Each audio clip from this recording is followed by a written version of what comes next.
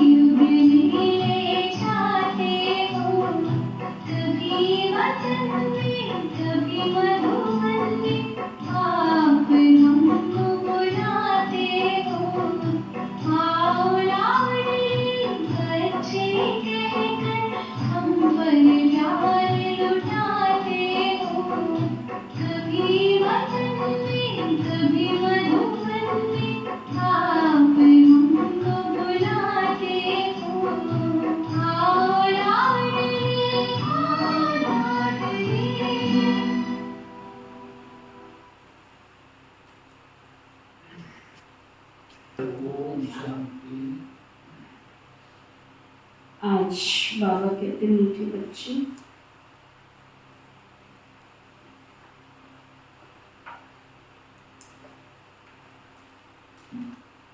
ज्ञान योग की शक्ति से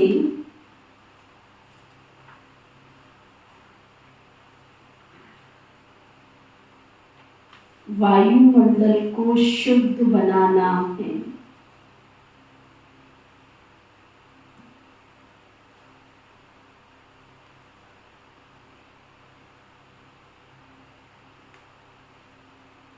स्वदर्शन चक्र से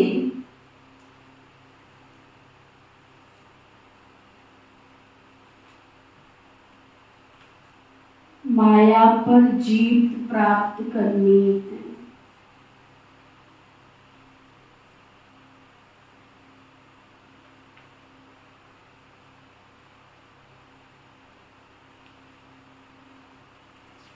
फिर बाबा पूछ रहे हैं किस एक बात से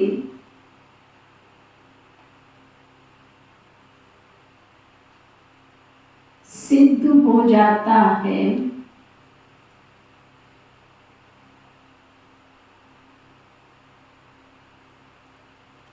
कि आत्मा कभी ज्योति में लीन नहीं होती।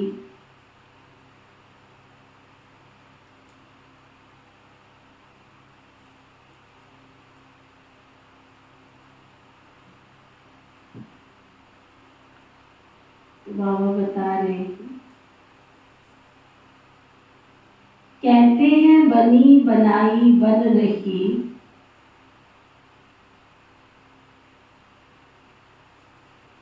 तो जरूर आत्मा अपना पार्ट रिपीट करती है।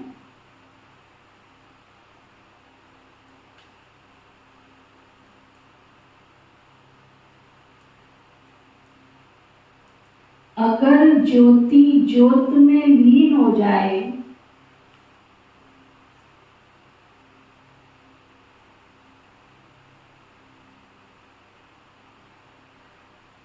तो पार्ट ही समाप्त हो जाएगा।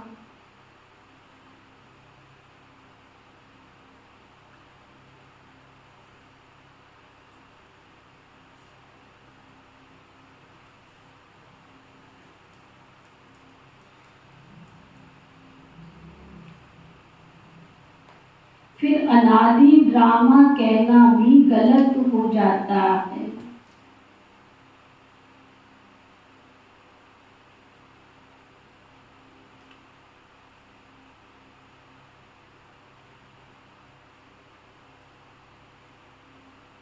आत्मा एक पुराना चोला छोड़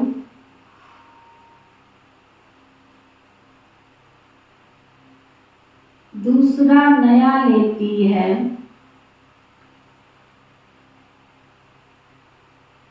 लीन नहीं होती है। आत्मा अजर अमर अविनाशी है, लेकिन है पुनर्जन्म वाली ना। एक शरीर छोड़ के फिर दूसरा भी लेती है। गीत है, ओ दूर के मुसाफिर हमको भी साथ ले चल।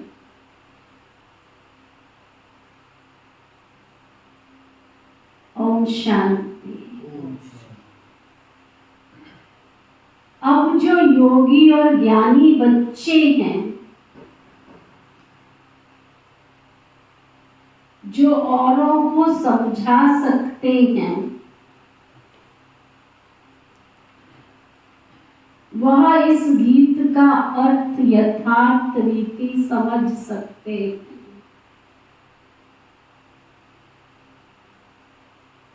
जो भी मनुष्य मात्र हैं, सब कब्र दाखिल।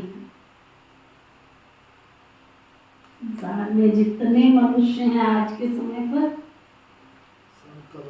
सब कब्र दाखिल। क्यों? अज्ञानता यही नहीं पता कि हमारा क्या देह है, कहाँ से है, क्या निकलना, क्या कहाँ जाना। ना कोई खुशी है, ना कोई अपनापन है, ना कोई व्यवहार है। जिंदा लाश की तरह तो जी रहे हैं। ना कोई उमंग, ना कोई तरंग। सबका जीवन बन गया है कटी पतंग। कोई धनी धौरी नहीं है किसी का भी। सब स्वार्थ के धागे से बंधे पड़े हैं, कच्चे धागे से। जैसे ही स्वार्थ पूरा हुआ वैसे ही धागा टूट गया। सब कब्र दाखिल हुए पड़े। दाखिल उनको कहा जाता है जिनकी ज्योति बुझी हुई है, जो बिल्कुल तमो प्रधान है, जिन्होंने स्थापना की है और जन्म बाई जन्म पालना अर्थ निमित्त बने हुए हैं, उन सब ने अपने जन्म पूरे कर लिए। आदि से लेकर अंत तक किस किस धर्म की स्थापना हुई, हिसाब निकाल सकते हो। हद का जो नाटक होता है उसमें भी मुख्य ड्रामा के क्रिएटर डायरेक्टर, जो एक्टर होते हैं उनका ही मान होता है, कितनी प्राइज मिलती है,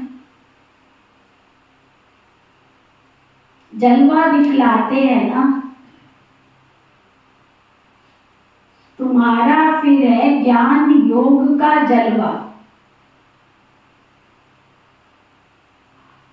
अब मनुष्यों को ये पता ही नहीं है कि मौत सबका सामने खड़ा है।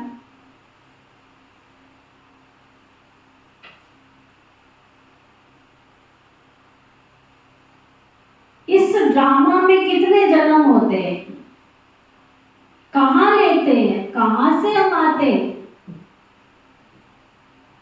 डिटेल सभी बातों को, सभी जन्मों को हम तुम नहीं जान सकते। बाकी इस समय हमारा भविष्य के लिए पुरुषार्थ चल रहा है। देवता तो बनेंगे परंतु किस पद को पाएंगे? 33 करोड़ देवताओं में तो नाम है। सतयुग त्रेता की कुल आबादी 33 करोड़ होती, तो सतयुग त्रेता की आत्माओं को कहेंगे तो देवता, परंतु देवता होके पद कौन सा पाएंगे? उसके लिए पुरुषार्थ करना। तुम जानते हो ये लक्ष्मी नारायण ने 84 जन्म लिए हैं। अब ये जरूर राजा रानी बनेंगे। फीचर्स भी जानते हैं, प्रैक्टिकल में साक्षात्कार भी कराते हैं। भक्ति मार्ग में भी साक्षात्कार होते हैं। वह तो जिसका ध्यान करते हैं उनका साक्षात्कार होता है। चित्र श्री कृष्ण का सांवरा देखा, उसका ध्यान करेंगे तो साक्षात्कार भी गोरे का थोड़े होगा। और अगर गोरे का हो जाए तो विश्वास नहीं होगा। थोड़े समझेंगे श्री कृष्ण दिखाई दिया है, क्योंकि अंदर तो सदियों से सांवरा ही देख रहे थे, तो अब देखने की भी इच्छा क्या होगी, वो सांवरे वाला ही दिखे। बाकी कोई श्री कृष्ण ऐसा सांवरा है नहीं।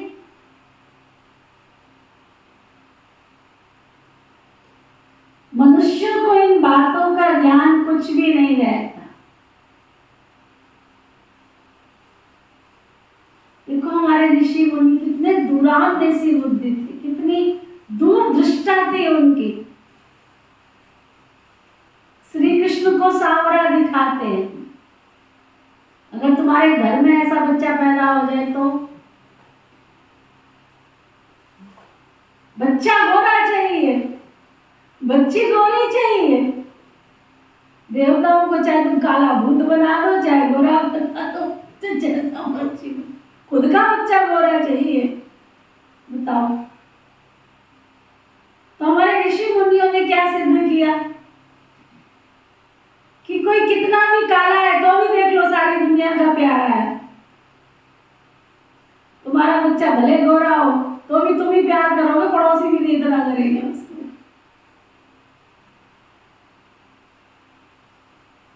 तो चमड़ी को नहीं देखना है, आत्मा को देखना, उसके कर्तव्य को देखना है। हमारे ऋषि मुनियों ने क्या सिखाया कि तुम शरीर में बैठी आत्मा को देखो, शरीर को मत देखो, है ना। कईयों की कई माताएं हमारे पास आती है, एक कुछ दिन पहले आई थी, उसका बच्चा बड़ा काला पैदा हुआ और उसके पास में जो दूसरा कोई था उसने भी किसी को जन्म दिया था, उसकी बच्ची गोरी पैदा हुई। खुद का बेटा पैदा हुआ, उसकी बेटी पैदा हुई, लेकिन वो गोरी थी। कहती मेरा दिल किए कि मैं इसको है ना अल्लाह बंदी कर दूं। करते भी हैं दिल्ली कई हॉस्पिटल में करते हैं, है ना। केवल किस लिए काला और गोरा? कितना वंडरफुल खेल है। और काला तुम्हें सांवरा चाहिए, पीतल की मूर्ति खरीद के लेके आएंगे, 5 धातुओं की मूर्ति खरीद के लेके आएंगे, घर पे आके उसको काला काला पोत देंगे। तुम्हारे मुंह पे काली पोते कोई तो आए बड़े खाना को प्यार करने वाले।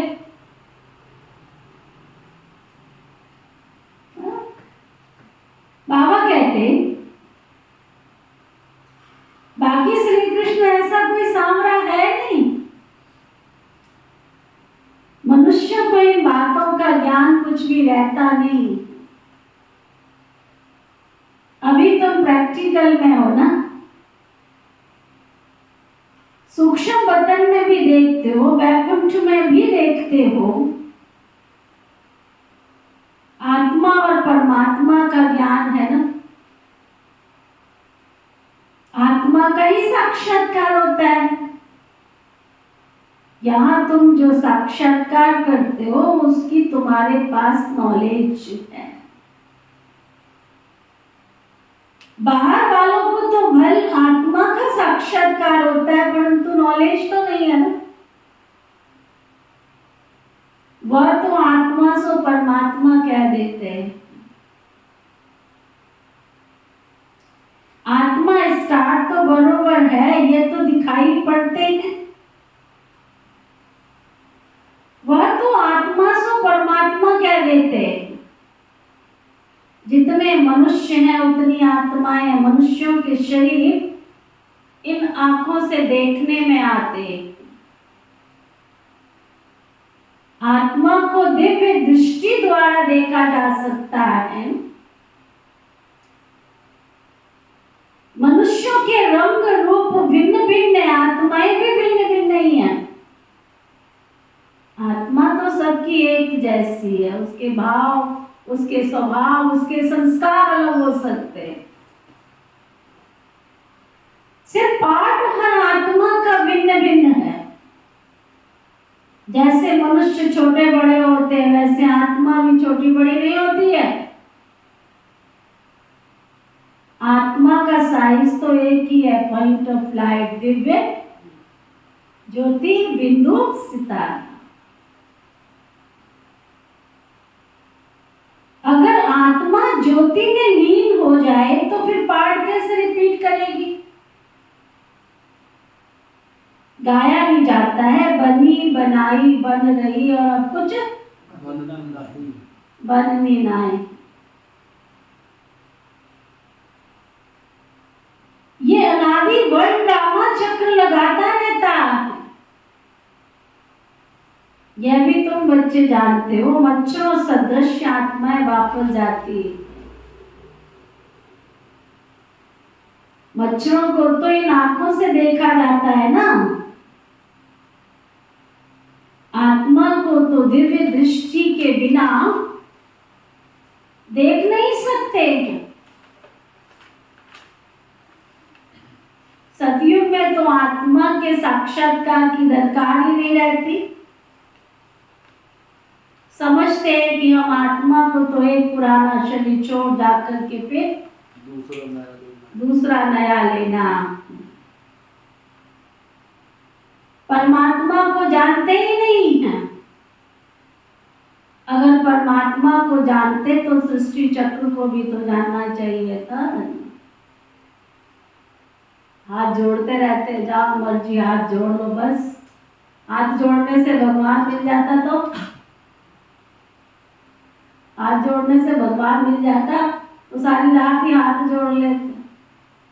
कभी का दुआ है ना, चलती चाकी देखकर है देख कबीरा रोए। ये तो और दो है, वो तो है, ये दुआ तो अलग हो गया। चलती चाकी देख कर देख कबीरा रोया, दो पाटन के बीच में साबुत बयान कोई। साबुत गया न कोई। एक और है उसका दुआ, अगर पत्थर में भगवान होता तो मैं पूजू पहाड़। ऐसे ना कोई दुआ हो। ऐसे पत्थर पूजे हरी मिले तो मैं पूजू पहाड़। पत्थर पूजे हरी मिले तो मैं पूजू पहाड़। अगर पत्थर में भगवान होता तो मैं तो पहाड़ को पूजता, कैलाश पर्वत पर धुनी लगा के बैठ जाता। बाबा कहते हैं परमात्मा को तो जानते ही नहीं, अगर जानते तो सृष्टि चक्र को भी जानते ना। तो गीत में भी कहते हमको साथ ले चल, पिछाड़ी में बहुत पछताते हैं, बहुत पछताते। हमारी आंखें नहीं देख रही है ना उस पिछाड़ी वाले दृश्य को, हमारी अंतर के चक्षु उस दृश्य को नहीं देखते हैं।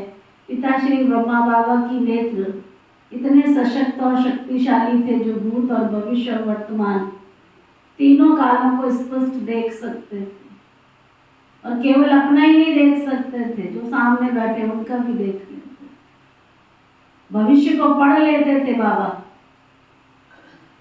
कितनी बाबा की हिस्ट्री है। दो बाबा के सामने गए, एक कहता है मैं बाबा आपकी सेवा में सरेंडर होना चाहता हूँ, सुना। एक को बाबा कहता नहीं बच्चे तुम जाओ अभी नौकरी करो। दूसरे को बाबा कहता है बच्चे तुम सरेंडर हो जाओ। वो पढ़ने के लिए कहने गया बाबा के पास में, कहता बाबा मेरी जॉब लगनी है और ऐसे से पढ़ाई करनी है। बाबा उसको कहता बच्चे तुमने जॉब करके क्या करना है, तुमने पढ़ाई करके क्या करना है। ऐसी वंडरफुल बाबा की कहानी, बाबा के जीवन चरित्रों की कहानियां सुनते हैं ना भाई बहनों के अनुभव, वंडरफुल।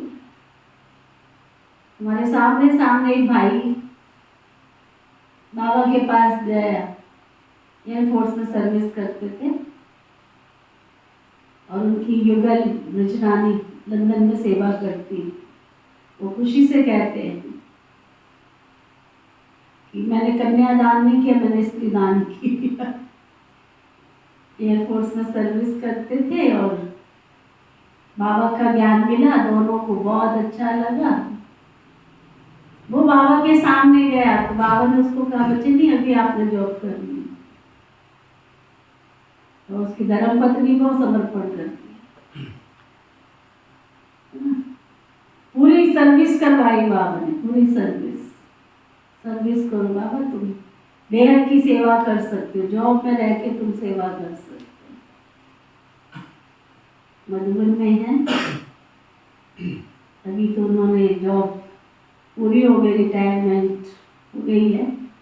दूरदृष्टा बाबा जानता है भविष्य में क्या होना है। तब हमारी एयरफोर्स की जो सर्विस में जो सर्विस करते थे वहां कितनी आत्माओं की सेवा के निमित्त बने। उस समय तो जरूर लगा होगा कि बाबा ने ऐसे क्या कह दिया, लेकिन कितनी एयरफोर्स की सेवा, कितने सारे, क्योंकि एयरफोर्स और आर्मी में जल्दी से कोई ज्ञान की चर्चा नहीं कर सकता था, कोई जाके ज्ञान देवे, कोई ऐसे करे, लेकिन भाई जी निमित्त बने अनेक आत्माओं की सेवा की।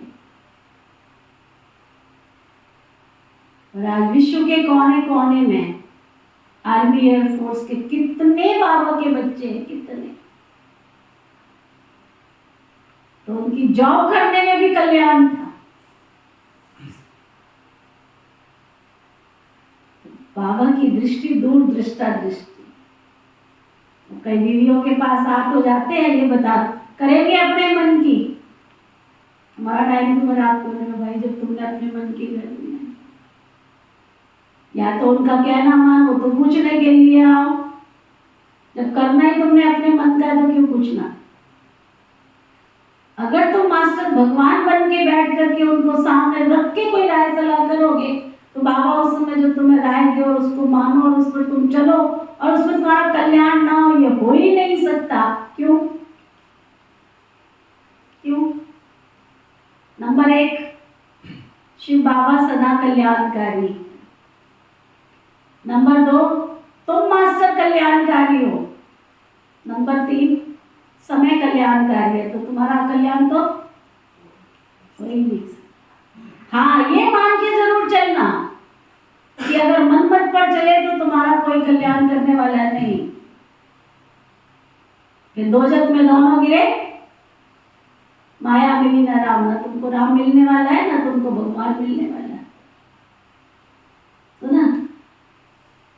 तो बाबा कहते हैं, गीत में गाते ना, हमको भी साथ ले चलो, पिछाड़ी में बहुत पछताते, बहुत पछताएंगे, नहीं हमने जीवन खराब कर दिया। सबको निमंत्रण मिलता है, कितनी युक्तियां बन रही हैं निमंत्रण देने की। पछताने वाले भी बहुतों की हिस्ट्री सुनोगे ना आप। बाबा के इस यज्ञ में 2 बहनें थी, एक का नाम था जयंती दीदी, एक का नाम था ज्योति बहन। दोनों बहुत सेवाधारी। जयंती दीदी को आप सभी जानते हो, वर्तमान में बाबा उनको फ्लाइंग है ना कहते हैं, फरिश्ता बोलते हैं। बाबा कई टाइटल से नवाजते हैं और आज तो बाबा के इस घर की वो शान और आन है। बेहद विश्व की सेवा कर रही थी। और ज्योति भी वैसी है ना। दोनों ही बहनें बहुत बाबा की लाडली थी। पिता श्री ब्रह्मा बाबा की भी बहुत लाडली थी, बहुत सेवा करती थी। बस एक छोटी सी बात की फीलिंग आ गई ज्योति बहन को। पता नहीं, मुझे पूरा तरह से याद नहीं है कि बाबा ने कोई टोली भेजी थी और वो ज्योति का नाम नहीं था, जयंती बहन का नाम था, ऐसे कुछ पूरा याद नहीं है। इतना याद है कि उसको फीलिंग आ गई और वो बाबा का घर छोड़कर चले गए।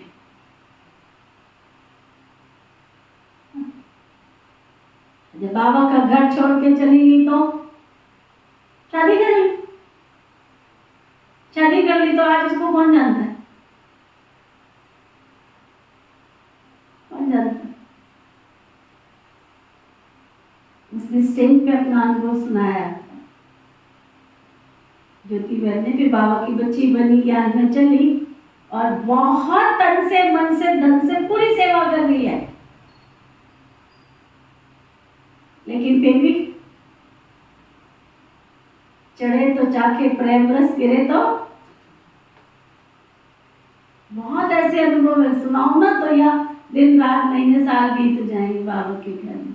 जो श्रीमत पर चलता है बाबा उसको ऊपर उठा ले जाता है, अपने बराबर का औहदा दे देता है। और जैसे ही मन मत पर आए, पर मत पर आए, आश्री मत पर चले,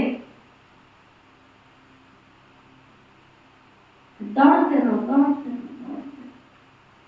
जब श्रीमत पर चलते हो तो बाबा तुम्हारे पीछे दौड़ता है, और जब मनमत और परमत पर चलते हो तो हम बाबा के पीछे दौड़ते रहो। रेस दोनों ही कर रहे हो। कान्हा ने अपना जीवन इतना उज्जवल बनाया कि दुनिया उसके पीछे दौड़ी और आज तक दौड़ रही है। आज तक दौड़ रही है। ये बहुत गहरा ज्ञान है। तो बाबा कहते थे पिछाड़ी में बहुत पछताते, जब मन मत पर चलते हैं, परमत पर चलते, आसमी मत पर चलते, फिर पछताने के अलावा कुछ होता भी तो नहीं है, फिर बहुत पछताते हैं। सबको निमंत्रण मिलता है, कितनी युक्तियां बन रही है निमंत्रण देने की। पीस पीस तो सब कहते हैं, लेकिन पीस का अर्थ कोई भी नहीं समझते। पीस कैसे होती है वो भी तुम जानते हो। जैसे घानी में सरसों पिस जाती है ना, तो सबके शरीर विनाश में खत्म हो जाते, आत्माएं वापस चली जाती। गाली देखी, ऐसे लिखा हुआ है कि आत्माएं मच्छरों सदृश भागती है। ऐसे तो नहीं सब परमात्माएं भागेंगे। मनुष्य कुछ भी समझते नहीं है आत्मा परमात्मा में क्या भेद है, ये भी नहीं जानते। कहते हैं हम सब भाई भाई है, तो भाई भाई होकर रहना चाहिए ना। फिर कहते हो तो फिर रहना भी चाहिए ना। उनको ये पता ही नहीं सतयुग में आत्मा भाई भाई अथवा भाई बहन सब आपस में खीरखंड होकर चलते। वहां लून पानी की कोई बात ही नहीं होती। यहाँ तो देखो अभी अभी खीरखंड है, अभी अभी लून पानी हो जाते। अरे बात कर रहे हैं, परिवार की तरह बात कर रहे हैं। ये कौन सा तरीका है कि बात करते करते उठ के भाग रहे हो? इतना मन तुम्हारा बेकाबू है।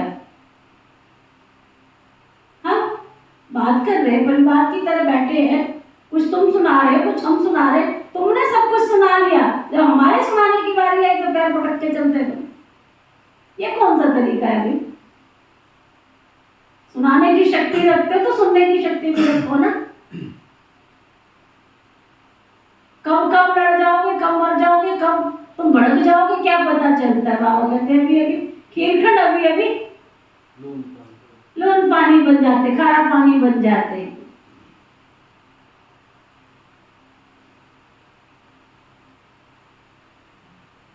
यहां भी देखो अभी अभी खीरखंड, अभी अभी लून पानी हो जाते। एक तरफ कहते हैं हम चीनी हिंदू भाई भाई है, फिर उनका बुत बनाकर आग में जलाते रहते। जिस्मानी भाई भाई की हालत देखो। रूहानी संबंध को तो जानते ही नहीं है। तुमको बाप समझाते हैं अपने को आत्मा समझना है, देह अभिमान में नहीं फंसना। कोई कोई तो देह अभिमान में फंस पड़ते। किसी ने बहुत अच्छा एक मैसेज डाला, कहता है इस कलयुग में रावण बनना भी कोई कम आसान नहीं है। क्यों रावण के पुतले को जलाते रहते? तुम रावण जैसा बन जाओ ना तो भी गनीमत है। उसने क्या पाप किया था? वेदों शास्त्रों का ज्ञाता था, प्रकांड पंडित था। क्या किया? सोने की लंका उसके पास थी, एक ही दुष्कर्म किया था, उसके कारण तुम सदियों से उसको जलाते आ रहे हो। और तुम तो रोज सुबह से लेकर रात तक कितने दुष्कर्म करते हो, कितने पाप कर्म करते हो। तुम्हें रावण को छूने का भी अधिकार नहीं। इसलिए जलाने से पहले उसके चरण स्पर्श करते हैं जाकर के लोग। बेचारा जलता भी नहीं है, उसकी लकड़ियां लेके भागते हैं मरने की बात है। मरने के बाद भी तुम्हारी रक्षा करता है वो बेचारा, फिर भी तुम उसको जलाते हो। अरे अंदर बैठा हुआ जो रावण है ना, जो दुख देता है, काम क्रोध लोभ मोह अहंकार, इस रावण को जलाओ। बुत जलाने से कोई शांति नहीं हो जाएगी? देह अभिमान में फंस पड़ते हैं। बाबा कहते हैं देह से ही देह के जो भी संबंध है सबको छोड़ना, ये मकान आदि सब भूल जाओ। वास्तव में तुम परम धाम निवासी हो। कल किसी ने एक मैसेज डाला, कहते क्यों गुमान करते हो अपने ऊपर? किराए के मकान में रह रहे हो, आज तुम्हारा है कल किसी और का रहेगा। जितनी मेहनत से तुम बना रहे हो ना, जितनी मेहनत से तुम सामग्री दुनिया की इकट्ठी कर रहे हो ना, कल ये किसी और की होने वाली है। लेके जाओगे साथ? रजिस्ट्री के कागज चिपा चिपा के रखते। इसमें नाम बदल जाएगा, तुम्हारी आंख बंद होते ही नाम बदल जाएगा। क्यों मर रहे हो इसके पीछे? जो साथ जाने वाला है उसके पीछे भागो। लगे पड़े अंदर सरकार, बलात्कार कर रहे, क्रोध कर रहे, भाग रहे, दुष्कर्म कर रहे, पाप कर्म कर रहे, जो साथ जाने वाला नहीं है उसके पीछे लगे पड़े। अरे तुम्हारी आंख बंद होते ही ये सब एड्रेस और सब कुछ चेंज हो जाएगा, तुम्हारे वसीयत के कागज सब चेंज हो जाएंगे। समझाते तो बहुत, लिखने वाला भी समझ जाए तो भी गनीमत है, जो मैसेज भेजता है उसको भी समझ आए तो भी गनीमत है, एक को भी समझ आ जाए तो गनीमत है। सुना, बाबा कहते हैं ये मकान आदि सब भूल जाओ। मैंने जब ये मैसेज पढ़ा तो मेरा विचार चला, एक बाबा का घर है जिसमें किसी बहन का किसी भाई का नाम नहीं है। मेरे मरने के बाद यहाँ का कोई एड्रेस और ड्रेस चेंज होने वाला नहीं होगा। मेरे नाम तो रहता है हाँ, स्वर्गीय हो जाता, स्वर्गीय हो जाता तो स्वर्गीय नाम लिखा हो जाता जो बच्चे के साथ। हाँ, और तुमको क्या बेनिफिट मिल रहा है? जो तुमने अपने हाथों से दान किया होगा ना उसी का मिलेगा।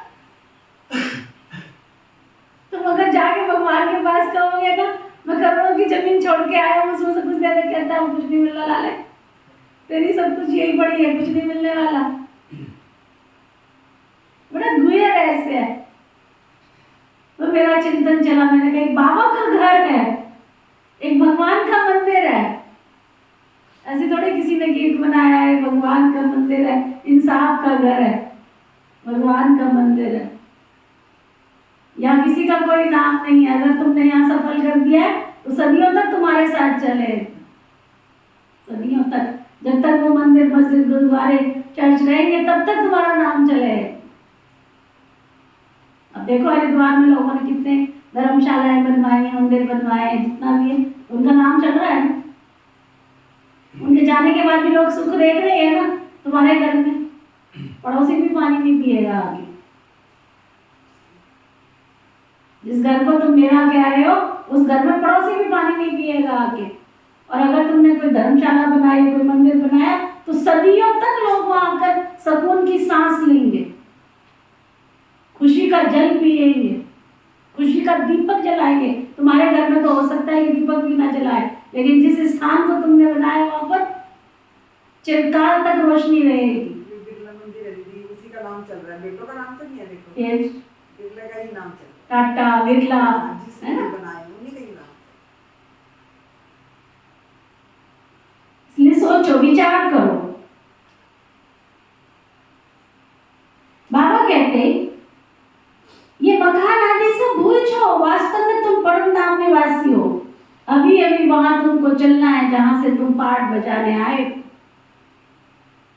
फिर हम सबको सुख में भेज देंगे। तो बाप कहते लाइट बनना है, गॉड किंगडम स्थापन कर रही। क्राइस्ट को की कोई किंगडम नहीं थी, वह तो बाद में जब लाखों क्रिश्चियन बने होंगे तब किंगडम बनाई होगी।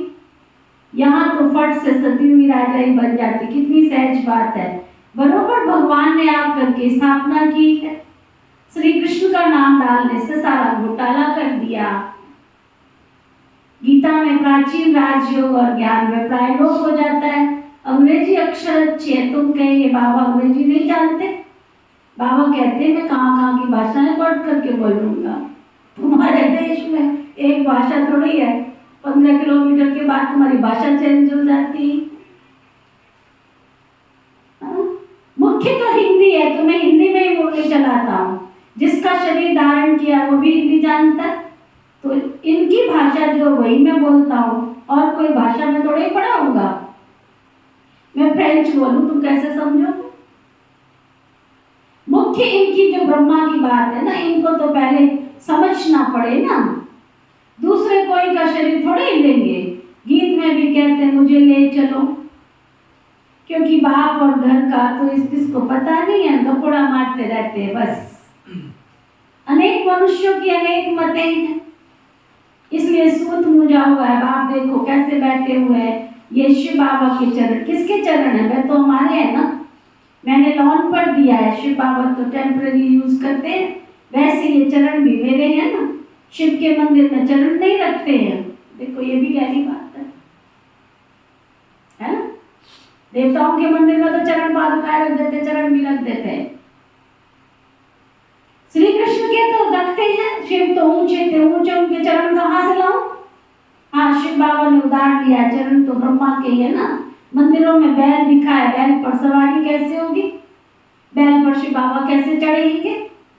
शालिग्राम आत्मा सवारी करती है मनुष्य के तन पर। बाप कहते हैं मैं तुमको ज्ञान सुनाता हूँ, फिर ये ज्ञान प्राय लोप हो जाता है, आटे में नमक मिसल रह गया है, उसको कोई समझ नहीं सकते।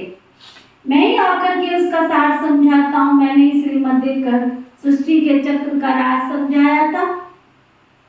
उन्होंने फिर देवताओं को सुदर्शन चक्कर दिखा दिया। उनके पास तो ज्ञान है नहीं, ये ज्ञान सारी बात ज्ञान की है। आत्मा को सृष्टि चक्र की नॉलेज मिलती है, जिससे माया का सिर काटा जाता। उन्होंने फिर सुदर्शन चक्कर असुरों के पिछाड़ी फेंकते हुए दिखाया। इस सुदर्शन चक्कर से तुम माया पर जीत प्राप्त करते हो। कहाँ की बात कहाँ ले गए?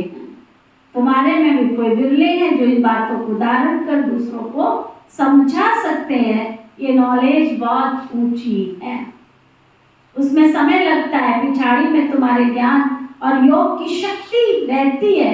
ये ड्रामा में नूंद है। उन्हों की बुद्धि नरम होती जाती है, तुम वायुमंडल को शुद्ध करते हो ना। कितना ये गुप्त ज्ञान है। लिखा हुआ है अजामिल जैसे पापियों का भी उद्धार किया किसने? अजामिल जैसे पापियों का, दुराचारियों का, भ्रष्टाचारियों का उद्धार किसने किया? समझते नहीं है, समझते हैं ज्योत ज्योत समा गया। अरे सागर में लीन हो गया क्या? 5 पांडव हिमालय में गल गए, प्रलय हो गई। एक तरफ दिखाते राजयोग सिंह के, फिर प्रलय दिखा दी, फिर दिखाते हैं श्री कृष्ण अंगूठा चूसता हुआ पीपल के पत्ते पर आ गए। अर्थ कुछ भी नहीं समझते, बोल बोल घूमते रहते। एक तरफ प्रलय दिखाते, फिर अंगूठा दिखा देते चूसता हुआ पीपल पे पत्ते पे श्री कृष्ण बैठकर आएगा क्या? कहाँ की बात कहाँ लगा दी। मनुष्य जो सुनते हैं वो सच सच कहते रहते हैं, सत्युग को कोई जानते नहीं है। झूठ उनको कहा जाता है जो चीज होती नहीं है।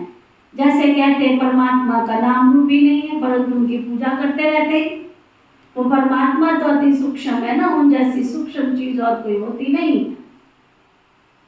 एकदम बिंदी है, सूक्ष्म होने के कारण कोई जानते नहीं है।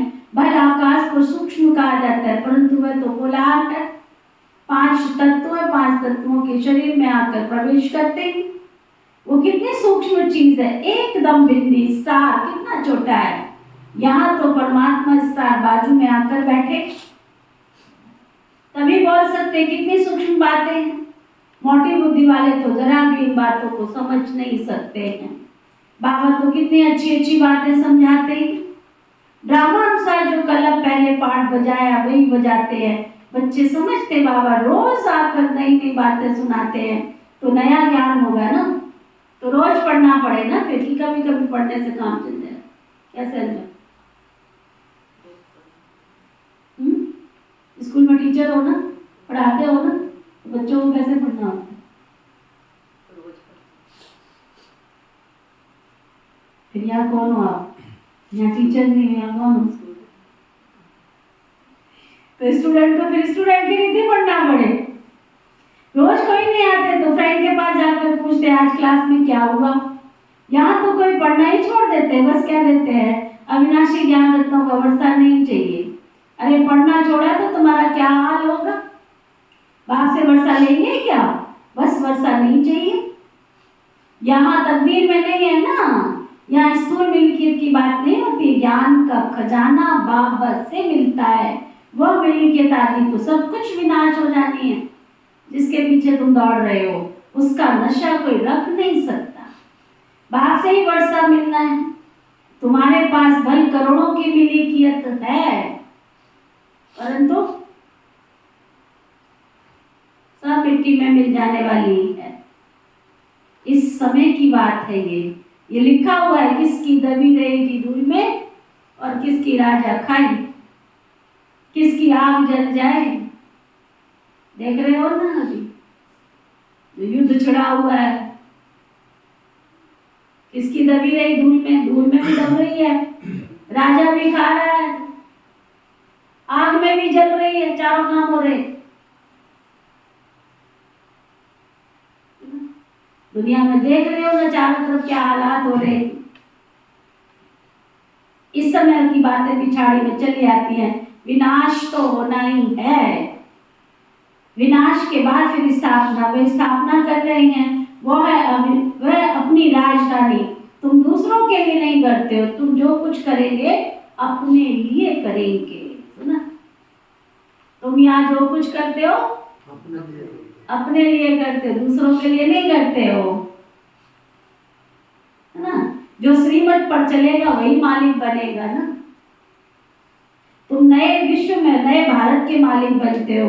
नई विश्व अर्थात सतयुग में तुम मालिक थे, अभी ये पुराना युग है, तो तुमको पुरुषार्थ कराया जाता है नई दुनिया के लिए। कितनी अच्छी अच्छी बातें समझाने की हैं। आत्मा और परमात्मा का ज्ञान, सेल्फ रियलाइजेशन। सेल्फ का फादर कौन है? बाप कहते मैं आता हूँ तुम आत्माओं को सिखलाने के लिए। अब फादर को रियलाइज किया है फादर द्वारा। बाप समझाते तुम हमारे सिकी लदे बच्चे हो, कल के बाद फिर आकर मिले हो वर्षा लेने के लिए, तो पुरुषार्थ करना चाहिए ना। फिर तो पुरुषार्थ करना चाहिए ना, नहीं तो बहुत बहुत बहुत बहुत क्या पछताना पड़ेगा, बहुत सजाएं खानी पड़ेगी। जो बच्चे बनकर फिर कुकर्म करते हैं उनकी तो बातें मत पूछो। ड्रामा में देखो बाबा का कितना पार्ट है, सब कुछ दे दिया। पिता श्री ब्रह्मा बाबा ने कितना विचित्र पार्ट, सब कुछ दे दिया। और बाबा फिर कहते हैं बच्चे भविष्य में तुम्हें 21 जन्म के लिए मैं रिटर्न दूंगा। आगे तुम इनडायरेक्ट देते थे तो भविष्य में 1 जन्म के लिए देता था, अभी डायरेक्ट देते हो तो भविष्य 21 जन्मों के लिए इंश्योर कर देता हूँ। डायरेक्ट इनडायरेक्ट का कितना फर्क है?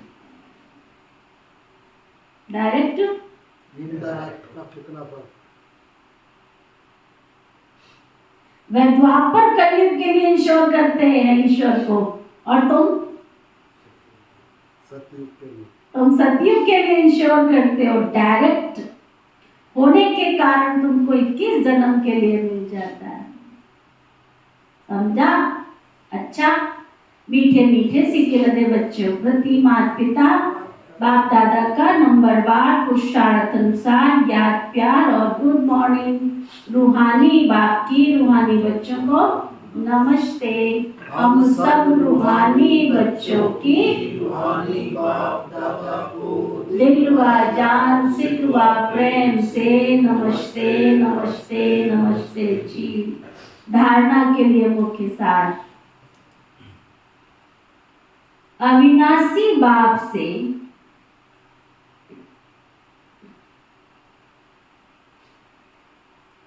अविनाशी ज्ञान रत्नों का खजाना ले,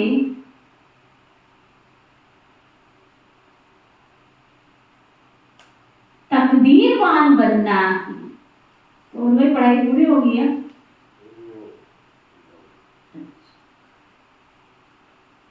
अविनाशी बाप से अविनाशी ज्ञान रत्नों का खजाना ले, तकदीरवान बनना है। नया ज्ञान नई पढ़ाई। क्या सत्यम, पढ़ाई समझ में आ रही है? मुरली समझ में आ रही है? तो पढ़ेगा तो आएगी। ध्यान से रोज लिखेगा, पढ़ेगा, दीदियों के पास आके बैठेगा ना। छुट्टी वाले दिन क्या करता रहता है? दीदियों के पास आके बैठना चाहिए, निजा दीदी से प्रश्न उत्तर करने चाहिए, तभी समझ में आएगा। नई पढ़ाई रोज पढ़नी, रोज पढ़नी। वायुमंडल को शुद्ध बनाने की सेवा करनी।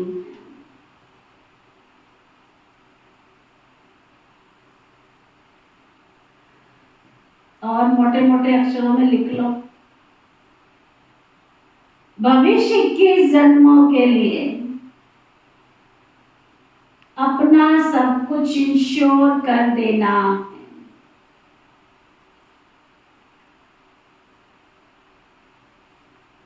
बाबा का बनने के बाद कोई कुकर्म नहीं करना।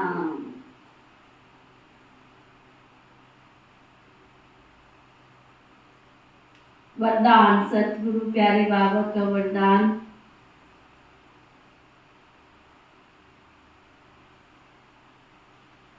स्व उन्नति का यथार्थ चश्मा पहन, स्व उन्नति का यथार्थ चश्मा पहन एग्जाम्पल बनने वाले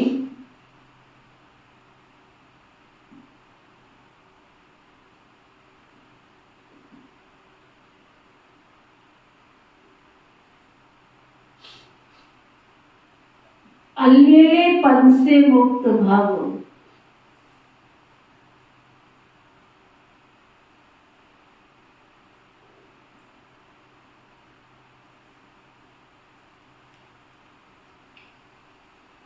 क्या बाबा ने वरदान दिया? अपनी उन्नति का ख्याल करो, अभी किसी को मत देखो। बाबा के घर में कौन आ रहा है, क्या कर रहा है, कैसे कर रहा, मत देखो। अपनी उन्नति का ख्याल करो, अपने आप को देखो। जो बच्चे स्वयं को सिर्फ विशाल दिमाग की नजर से देखते हैं, उनका चश्मा अलवेलेपन का होता है। उन्हें यह दिखाई देता कि जितना भी किया बहुत किया,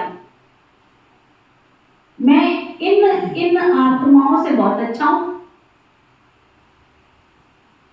आके सुनाते हैं मुझे, आपके पास जितने आते हैं ना, उनको एक तराजू में रख दो और मेरे को एक तराजू में रख दो। ऐसे बोलने वाले हैं। मैं कहा तुम धोखे में मत रहना, क्योंकि तुम्हारी आंख तुमको ही नहीं जानती है। तुम्हारी आंख तुमको पहचान नहीं रही है। इस बाबा के यज्ञ को चलाने वाले कौन बैठे हैं गुप्त बादशाह, तुम्हें पता ही नहीं। तुम इस अहंकार में मत रहना। रावण को अहंकार नहीं तो नीचे से गिरा दिया, है ना? तो कहते हैं कि रावण को मार के जब श्री राम जी अयोध्या पहुंचे तो उनकी माँ ने उनको बोला, बेटा रावण का अंत करके आ गए, उसको मार गिराया। श्री राम जी ने बड़ी नम्रता के साथ बोला, माते मैंने रावण का अंत नहीं किया, मैंने रावण को गिराया नहीं, मार नहीं गिराया। रावण के खुद के अहंकार ने उसको मार गिराया। उसने अपना अंत, उसका अंत किसने किया? उसके अहंकार ने उसका अंत किया, मैंने नहीं किया।